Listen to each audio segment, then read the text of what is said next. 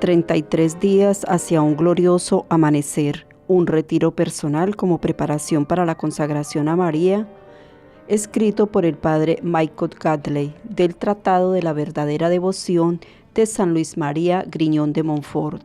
Día 24, Retiro de María, primer día. Durante este retiro hemos contemplado con el corazón ciertas verdades de nuestra fe que están relacionadas con la consagración mariana. Uno podría decir que estamos en una especie de peregrinación de fe que nos conduce al día de consagración. También María, durante su vida terrenal, estuvo en una especie de retiro y peregrinación de fe. También reflexionó en su corazón diferentes verdades que están relacionadas con la consagración mariana. Después de todo, no descubrió de golpe su vocación de ser madre espiritual y mediadora. Como nosotros, María necesitó caminar por fe mientras reflexionaba en su corazón. Ella también necesitó un tiempo de preparación respecto a su papel especial como nuestra madre en el orden de la gracia.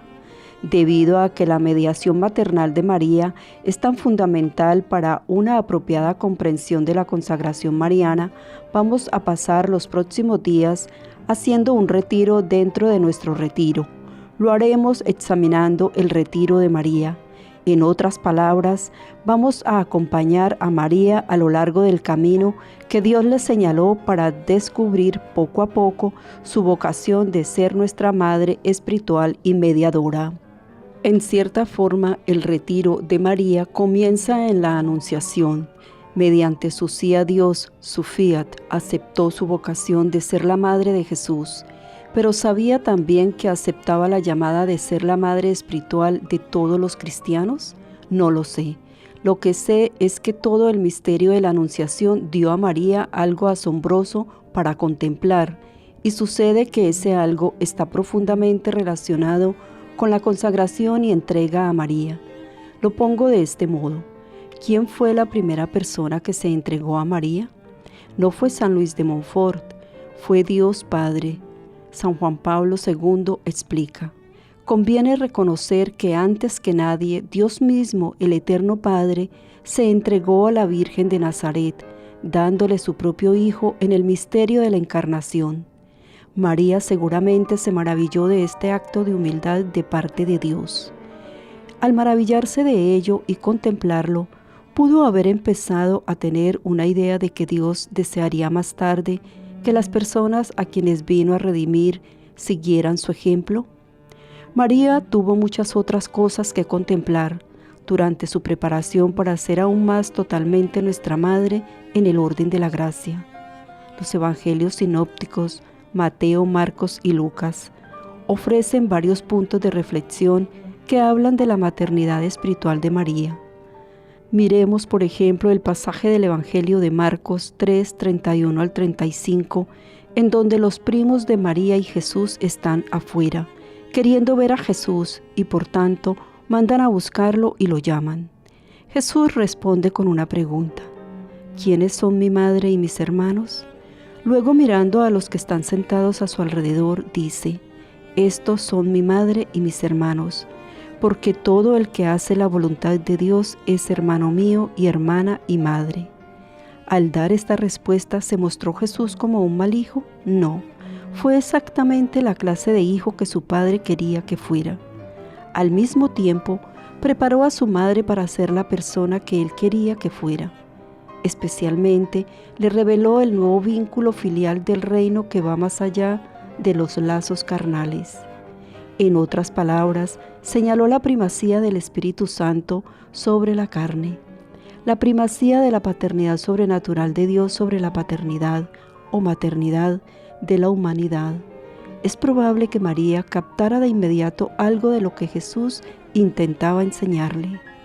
Después de todo, por años había meditado en su corazón otra extraña respuesta de Jesús, la que dio cuando lo encontró en el templo después de 3 días de buscarlo con angustia.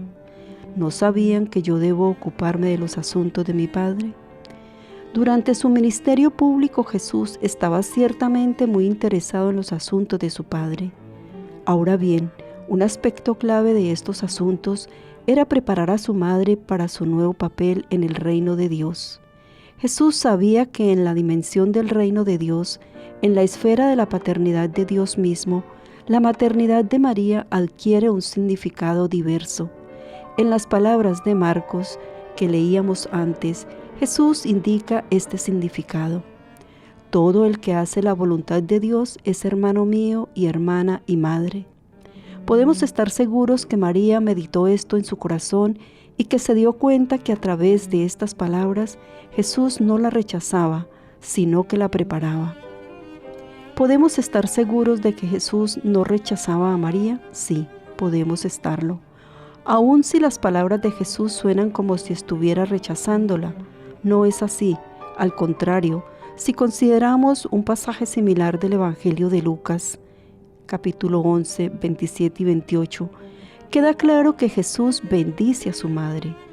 En este otro pasaje, una mujer levantó la voz de entre la multitud y dijo a Jesús: «Feliz la que te dio a luz y te crió». Jesús responde de manera similar a lo que leíamos en Marcos: «Felices pues los que escuchan la palabra de Dios y la observan». Al leerlo por primera vez puede parecer una reprimenda a María, pero no lo es. Después de todo, ¿quién escuchó y observó la palabra de Dios mejor que María? Nadie. Por tanto, Jesús realmente bendice a su madre y ella se daría cuenta de ello. María es una mujer increíblemente perceptiva y prestaba especial atención a cada palabra y acción de Jesús. No se le escapaban las sutilezas de sus enseñanzas y progresivamente llegó a estar consciente del misterio en gestación de su propia maternidad excepcional. A medida que se esclarecía ante sus ojos y ante su espíritu la misión del Hijo, ella misma como madre se abría cada vez más a aquella novedad de la maternidad que debía constituir su papel junto al Hijo. ¿No había dicho desde el comienzo: «He aquí la esclava del Señor, hágase en mí según tu palabra»? Por medio de la fe, María seguía oyendo y meditando aquella palabra. María, madre, se convertía así, en cierto sentido, en la primera discípula de su Hijo, la primera a la cual parecía decir: «Sígueme». Qué alegría debía ser para Jesús tener a una discípula que lo entendía perfectamente. Qué consuelo para su corazón encontrar tal receptividad a la palabra de Dios. Mañana reflexionaremos más sobre la receptividad de María y cómo le llevó a descubrir otro aspecto de su papel, al lado de su Hijo, en su obra de salvación. Este papel ciertamente involucra, como San Juan Pablo escribió, una novedad de la maternidad. Así en Caná veremos que da a luz a la fe de los discípulos de Jesús, propiciando su primer milagro, que acontece gracias a su receptividad maternal de la necesidad humana. Oremos. Ven, Espíritu Santo, que habitas en María, ayúdame a ser fiel a la oración contemplativa de corazón, así como María. Amén.